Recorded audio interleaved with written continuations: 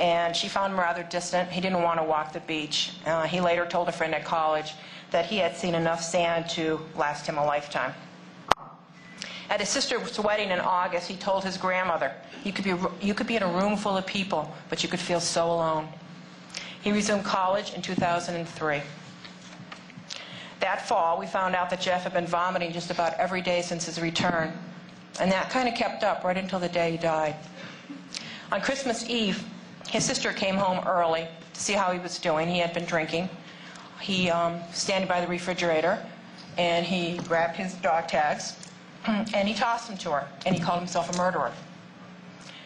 We were to find out that these dog tags included 2 Iraqi soldiers that he feels, or he knows, he's personally responsible for their deaths. His private therapist, who saw him the last 7 weeks of his life, said he didn't wear them as a trophy, but he wore them to honor these men. He had a nightmare in February. He told me he was having a dream that they were coming after him in an alleyway. After his death, we kind of checked the VA records, and he had talked to them also about having nightmares in which he was running from alleyway to alleyway. Spring break 2004 began, 3 months in which our family watched the son and brother we knew fall apart. He was depressed and drinking. When college classes resumed, he found attending classes very difficult. He had panic attacks, feeling that the other students were staring at him, even though he realized they weren't. He was placed on Klonopin and Prozac to see if it could keep him in class. Jeff's problems just worsened.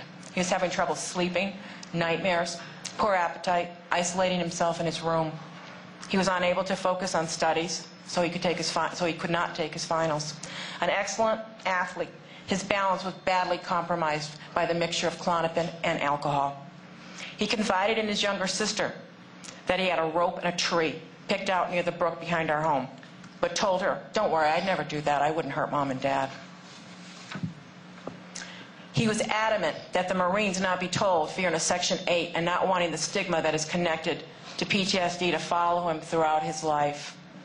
He finally went to the VA after being assured that they were not part of the military and would not relay any information without Jeff's permission.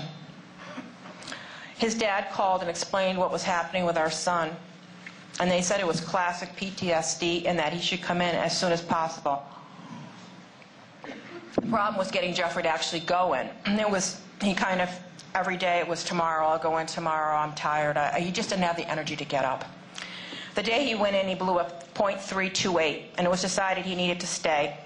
As it was decided he needed to stay, it took 6 employees to take Jeffrey down. He had gotten out the door and ran out into the parking area.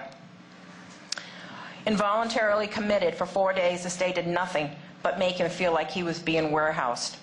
After seeing an admitting psychiatrist, he would not see another one until the day of his discharge.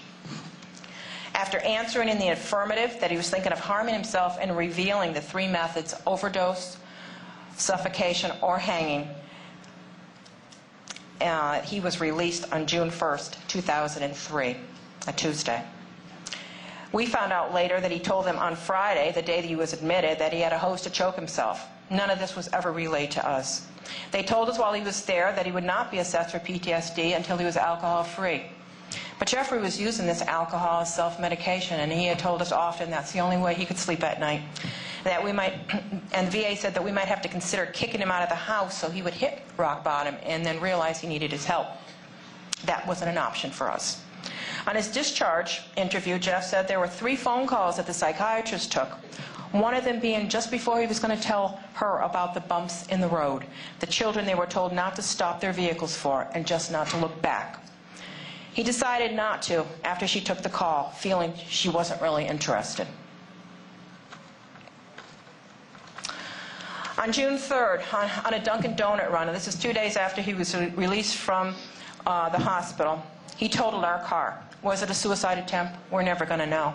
No drinking was involved. I was terrified I was losing my little boy. I asked him where he was. He touched his chest and he said, "Right here, Mom." On the 5th, he arrived at HCC, Holyoke Community College, where he was a student. But because of not taking the finals, he would not be graduating. But he arrived there to watch the graduation of his sister. This was supposed to be his graduation also. How he drove his car there, we'll never know. He was so impaired. We managed to get him home, but his behavior got worse. He was very depressed. My parents, who saw their grandson often, never saw him like this. His sisters and brother-in-law and my dad took him back to the VA. He did not want my husband to go because he felt he was going to be involuntarily committed again. They were waiting for him, but he refused to go in the building. He was intelligent, didn't want to get committed again like the weekend before.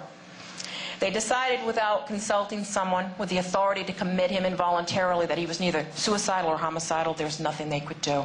Our daughters called home in a panic, saying it didn't look like they were going to keep their brother. In their records, they say the grandfather pleaded for someone to help his grandson.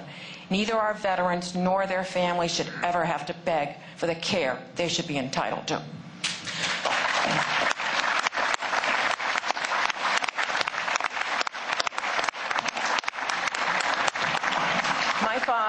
My father lost his only brother in World War II. He was 22 years old. He was now watching his only grandson self-destructing at 23 because of another war. Kevin and I went through the rooms when we knew Jeff was coming back. We took his knives, bottles, anything we felt he could harm himself with, a dog leash. I took a step stool, anything that I thought could trigger something in his mind. His car was disabled not only to protect himself, but to protect others from Jeffrey. Kevin called the civilian authorities. They said, we can't touch him, he's drinking. My child was struggling to survive, and we didn't know who to turn to. There was no follow-up call from the VA, no outreach, though they knew he was in crisis. We had no guidance. What to say to him, how to handle the situation. You hear a lot about supporting our troops, but I'll tell you, we felt isolated, abandoned, and alone. While the rest of the country lived on, going to Disney World, shopping, living their daily lives, our days consisted of constant fear, apprehension, helplessness, while we watched this young man being consumed by this cancer that ravaged his soul. I sat on the deck with this person who was impersonating my son and listened to him while he recounted bits and pieces of his time in Iraq. Then he would grind his fist into his hand and he'd say, "You could never understand." On Friday, June 11th, around midnight, my daughter got a call from a girl down the street. She asked me, "Where's your son?" And I said, "Debs, he's in his room, he's sleeping." Well, apparently not. He had climbed out the window and gotten into this girl's car. He wanted some beer. This girl who had known Jeffrey all her life was a little bit scared of him.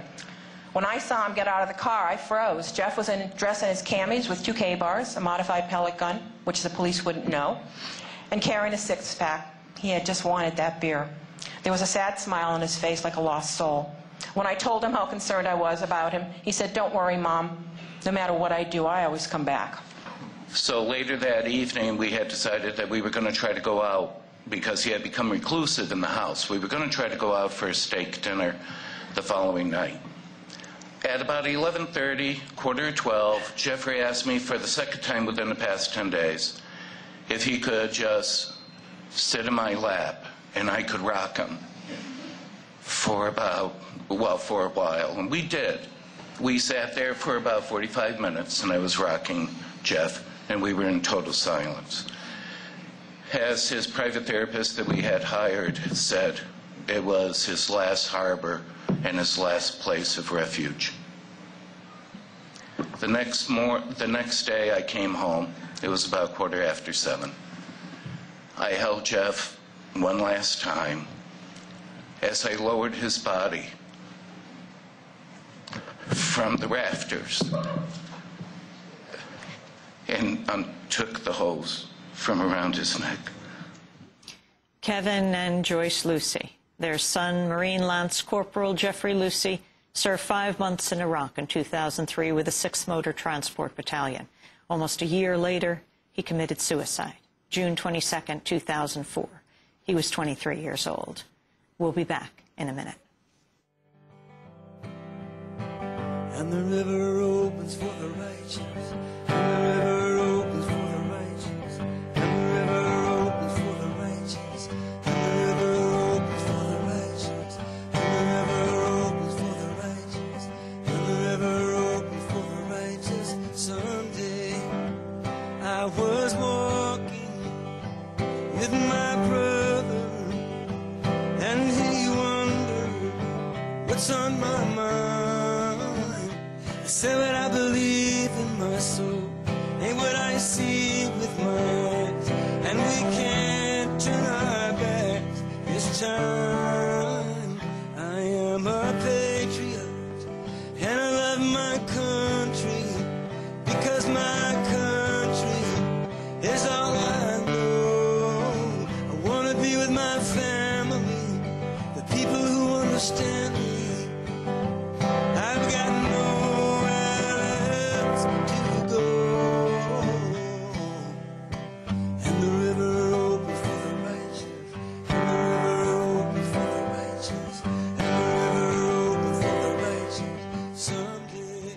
Jackson Brown here on Democracy Now!, democracynow.org, The War and Peace Report. I'm Amy Goodman. On this 5th anniversary of the invasion of Iraq, we return to the testimony of soldiers this past weekend, speaking about the horrors of